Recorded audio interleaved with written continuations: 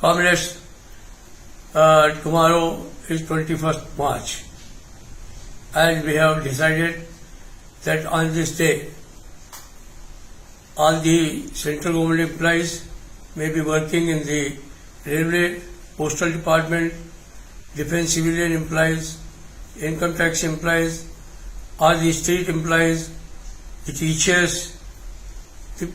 all the autonomous board employees, even the corporation employees, they will all unitedly will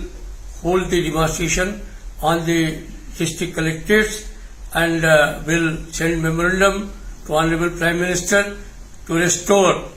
the old pension scheme. If that will not be done, definitely next month we will take up another program on 21st April.